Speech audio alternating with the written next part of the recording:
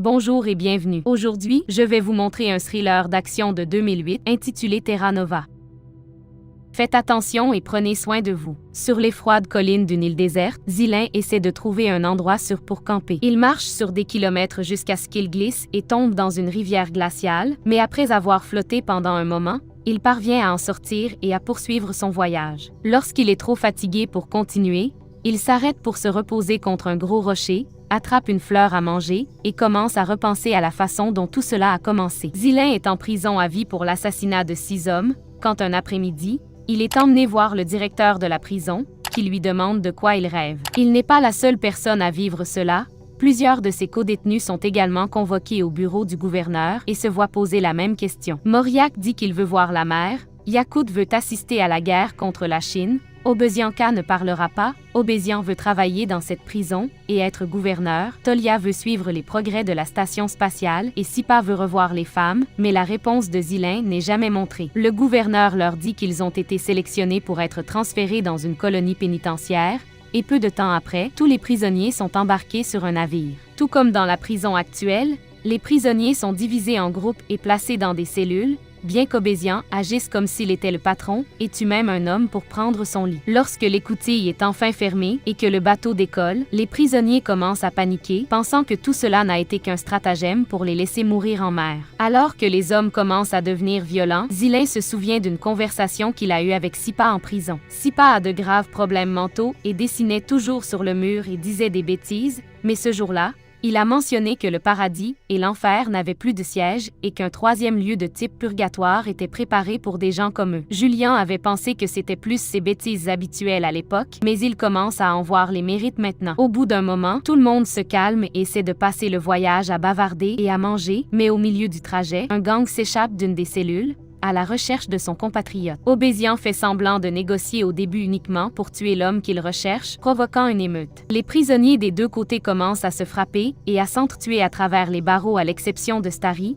un vieil homme qui reste derrière en train de prier. Le combat ne dure cependant pas longtemps, les gardes arrivent rapidement et après les avoir arrêtés d'un coup de semonce, ils lancent une grenade à gaz endormie pour tous les assommer. Finalement, ils se rendent sur une île déserte où les prisonniers sont menottés et laissés à la plage afin qu'ils puissent écouter ce que aiment. Olafson et Martha, les chefs du projet Terra Nova, ont à dire. Depuis que la peine de mort est devenue illégale dans tous les pays, les prisons manquent d'espace pour accueillir un si grand nombre de criminels, c'est pourquoi le gouvernement russe a offert ce terrain pour démarrer ce projet, financé par certaines organisations internationales. À partir d'aujourd'hui, les prisonniers sont des colons vivants sous leur protection et tout ce dont ils ont besoin pour survivre leur est fourni, y compris la nourriture qui devrait durer 3 mois. Un satellite les observera tout le temps, et il y a aussi des bouées de communication autour. Ils ont la possibilité de prendre un bateau vers l'un d'eux pour appuyer sur le bouton rouge et dire ce dont ils ont besoin. Si un voyant vert apparaît, cela signifie que la demande a été acceptée. Obesian n'est pas content à l'idée d'être enregistré 24 heures sur 24, 7 jours sur 7, alors il lance une grosse pierre en signe de protestation, mais les gardes le font rapidement reculer avec quelques coups de semonce. Martha précise que les bouées peuvent également être utilisées pour demander à quitter le projet en disant son nom et la raison pour laquelle il veut partir. S'ils le font, ils seront renvoyés en prison. En mettant les bouées sur la mer plutôt que sur la plage, il s'assure que la décision est réfléchie à 2 fois avant de risquer de monter sur un bateau. Avant de partir, les gardes déposent un trousseau de clés sur le sable, expliquant qu'elles sont numérotées pour correspondre à leurs menottes. Les prisonniers se précipitent vers eux et commencent à se battre pour eux tandis que Zilin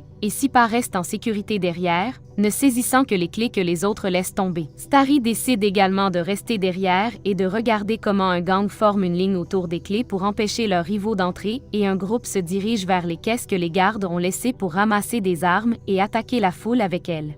Finalement, le gang d'Ali prend le contrôle de la situation. Ali se procure une veste et de bonnes chaussures pour lui et Starry avant de choisir un homme à envoyer sur le bateau, mais dès qu'il attrape quelqu'un, le groupe en profite pour attaquer et le combat recommence. Des dizaines d'hommes meurent dans le combat, Moriak tue Ali avec une pierre, Obézian tue Stari également avec une pierre, et les 3 hommes qui montent sur un bateau pour atteindre la bouée tombent à la mer et meurent noyés. Tous les prisonniers restants se rendent à l'entrepôt et commencent à distribuer les fournitures, et Obézian profite des outils trouvés pour ouvrir ses menottes de force. Zilain emballe un tas de fournitures dans un sac et se saisit d'une veste tout en écoutant Sipa dire qu'il n'y a aucun moyen que la nourriture dure 3 mois, puis il quitte la région pour survivre par lui-même et, espérons-le, trouver un moyen de sortir de l'île, nous ramène au début de l'histoire. Zilain explore l'île jusqu'à ce qu'il trouve une zone sans neige et une formation rocheuse qui fournira un abri, alors il décide de s'asseoir là tout en regardant une photo de sa famille qu'il a cachée dans son uniforme de prison. Il lui manque terriblement et s'endort les larmes aux yeux. Quelque temps plus tard, il se réveille quand il entend des couinements.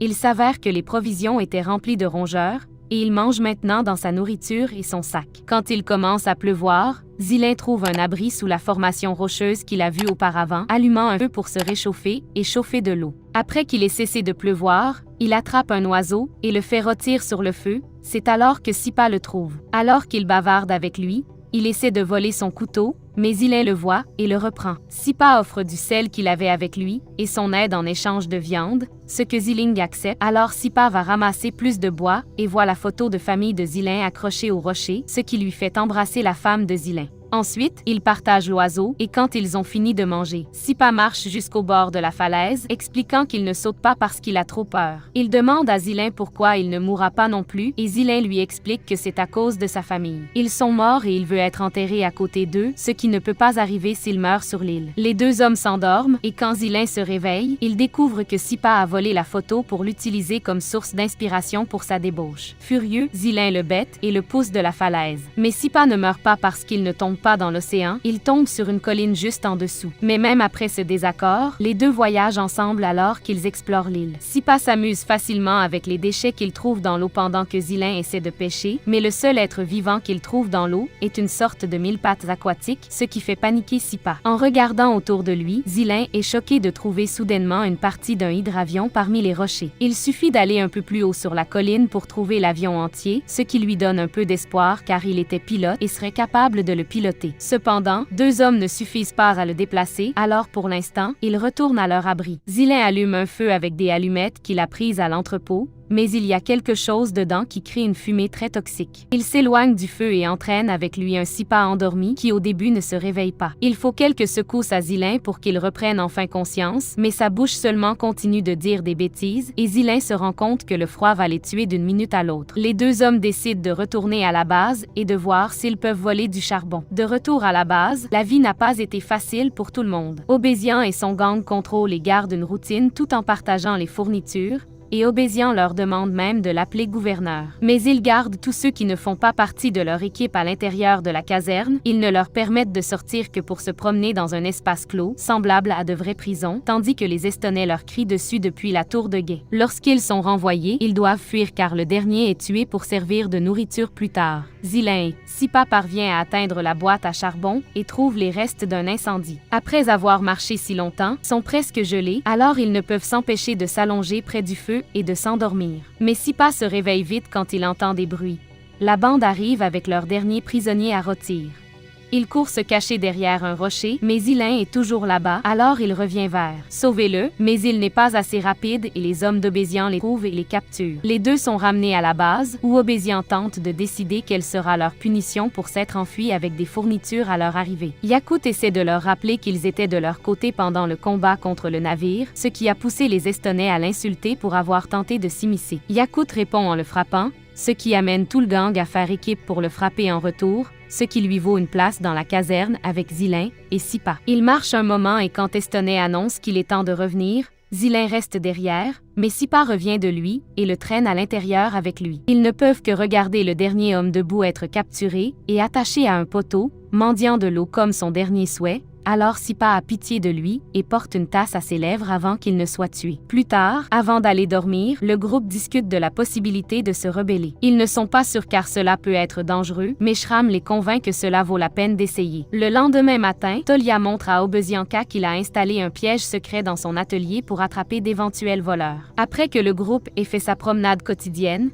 Estonais essaie de les ramener à l'intérieur pour lancer le jeu habituel. Mais seuls 2 hommes courent, les autres reculent et se rassemblent pendant que Yakut lance une pierre sur Estonais pour le faire taire. Zilin s'approche d'Obézian et lui propose un marché. S'il les laisse aller à la bouée et demander de la nourriture, il lui dira où se trouve l'avion qu'il a trouvé. Obézian accepte et ouvre la porte pour les laisser sortir. Alors que Tolia et Zilin partent avec 2 autres hommes sur le bateau, Obézian demande à ses hommes s'ils savent quelque chose sur Zilin et c'est ainsi qu'il apprend qu'il était pilote, que sa famille est morte dans un accident d'avion et qu'il est allé en prison pour avoir tué régulateur de vol à l'aéroport avec un fusil. Ce crime a été classé comme meurtre dans un état d'agitation émotionnelle grave, ce qui, selon Obézian, signifie que Zilin a une conscience coupable. Dès que le bateau est assez loin, il ordonne au groupe de retourner à la caserne, annulant son marché. Yakut essaie de les affronter, mais il est immédiatement tué, alors Obézian attrape un autre homme avant de déclarer que le jeu reprend. Le groupe ne peut que courir vers la caserne car une bagarre serait une très mauvaise idée car les hommes d'Obézian sont armés. Pendant ce temps en mer, l'un des hommes tombe du bateau, mais il le rattrape juste à temps et le font remonter. Tolia atteint la bouée et demande de l'aide, mais elle est cassée et même ses outils ne l'aideront pas. Il retourne sur le rivage et Zilin dit à Obézian que la nourriture est en route, mais Obézian ne le croit pas car il n'y a pas eu de feu vert de confirmation. Tolia lui rappelle l'existence de l'avion, mais Obézian ne croit pas que ce soit vrai non plus, mais cela inspire Obézianka à se déplacer avec les bras ouverts comme tel. Obézian trouve cela distrayant et l'attrape par le cou, alors Tolia profite de l'occasion pour venir vers lui par derrière et le tuer. 2 autres membres de son groupe, Amurbek et Arzanov, tuent le reste de leur gang et regardent Estonais s'enfuir avant de pouvoir l'attraper également. Ils demandent à Zilin quoi faire ensuite et il leur demande de libérer les hommes de la caserne parce qu'ils jurent que la nourriture arrive et qu'ils n'ont tout simplement pas vu la lumière parce qu'elle était cassée. Les hommes sont sceptiques à ce sujet et lui rappellent maintenant qu'ils ont beaucoup de corps pour se nourrir plus tard, mais Tolia pense qu'il devrait être enterré. Zilin lui rappelle également l'avion, alors Amurbek et Arzanov acceptent finalement. Ils libèrent les prisonniers et leur disent qu'ils attendront quelques jours l'arrivée de la nourriture, mais qu'ils ne s'utiliseront plus comme nourriture, donc tout le monde doit rester calme et coopérer. Ils enverront également un groupe pour sauver l'avion, qu'ils mettront dans un hangar qu'ils construiront et le répareront lentement pour s'échapper plus tard. Soudain, Sipa interrompt leur plan en affirmant qu'il n'y a pas de satellite tout en écrivant un message SOS en utilisant du sable et 3 corps. Quelque temps plus tard, Estonais retourne à la base et à cause des nouvelles règles qui disent qu'ils doivent maintenir la paix, ils décident d'ignorer ce qu'il leur a fait pour l'instant et de partager leur nourriture avec lui de toute façon. Zilin guide un groupe d'hommes vers l'avion et leur humeur augmente considérablement lorsqu'ils voient qu'il a dit la vérité. Ensemble, ils le démontent pour faciliter le transport et ramènent les pièces à la base. Finalement, Martha arrive sur l'île avec un groupe de gardes. Ils utilisent du gaz pour éloigner les hommes, mais ils permettent à Zilin de venir lui parler et de discuter de la liste des choses qu'ils ont demandées. Elle ne comprend pas pourquoi ils demandent de l'essence et il explique que c'est pour les générateurs qui sont censés être alimentés par le vent, mais ils ne fonctionnent pas pendant la nuit polaire. En vérité, ils veulent de l'essence pour l'avion. Zilin en profite pour demander pourquoi ils n'ont pas répondu au message SOS de Sipa et Martha explique que leur satellite est de type infrarouge, ils voient la chaleur. Ainsi, ils peuvent localiser les personnes et les poils, mais pas les mots. Elle veut aussi savoir ce que les gens faisaient si loin de la base il y a quelques jours et il lui dit qu'ils pêchaient. Il ne le croit pas parce qu'il n'y a pas de poissons dans la région, alors il ment à nouveau et leur dit qu'ils ont mangé ces créatures ressemblant à des mille-pattes, ce qu'elle trouve très choquant. Ils veulent également savoir combien des 206 premiers colons restent, ce que Zilin trouve suspect car ils devraient pouvoir le dire avec leur satellite. Il leur dit qu'il en reste 87 et que beaucoup sont malades, mais personne ne veut abandonner le projet et retourner en prison. Avant le départ de Zilin, Marthe lui dit qu'il a droit à une demande personnelle, alors il lui donne quelques feuilles de papier lui demandant de bien fournir le groupe. Une fois que les gardes ont quitté les nouvelles fournitures, Zilin et ses hommes essaient le gaz dans l'avion caché dans le hangar et confirment avec joie que cela fonctionne. Ensuite, ils regardent un nouveau groupe de prisonniers américains arrivé alors que les gardes et Martha quittent l'île. Ces prisonniers ont aussi un chef, un très grand homme auquel Zilin essaie de serrer la main. L'homme ne le prend pas en fait, il frappe Zilin, ce qui déclenche une bagarre entre les deux camps. La rencontre est brutale et personne n'hésite à aller tuer, alors Sipa entraîne Zilin avec lui pour le cacher dans l'atelier. L'un des Américains essaie de les suivre, mais il tombe dans le piège de Tolia et meurt sur le coup. Arzanov affronte le leader américain et est maîtrisé, mais avant qu'il ne puisse se faire tuer. Amurbek intervient et tue le grand homme à la place alors que les bâtiments autour d'eux prennent feu. Tout cela est surveillé par les chefs de projet. Quand ils réalisent que la situation est enfin hors de contrôle et que plus de 40% de la colonie a été tuée, Martha appelle le bureau central et on lui dit de procéder avec Odd Naked Island, qui envoie un groupe de gardes sur l'île qui tire sur tous les autres prisonniers tandis que Martha brûle les lettres de Zilin. Heureusement, quelques hommes sont encore en vie grâce à leur cachette dans les montagnes ou dans le hangar, Zilin, Sipa, Arzanov et Tolia. Ensemble, ils poussent l'avion, mais quand ils sont sur le point de monter à bord, Sipa leur dit au revoir et court vers les collines pour pouvoir sauter dans l'océan sans plus avoir peur. Le trio restant monte dans l'avion et Zilin parvient à le faire décoller en toute sécurité, bien que les gardes leur tirent dessus en chemin. Ses deux compagnons meurent,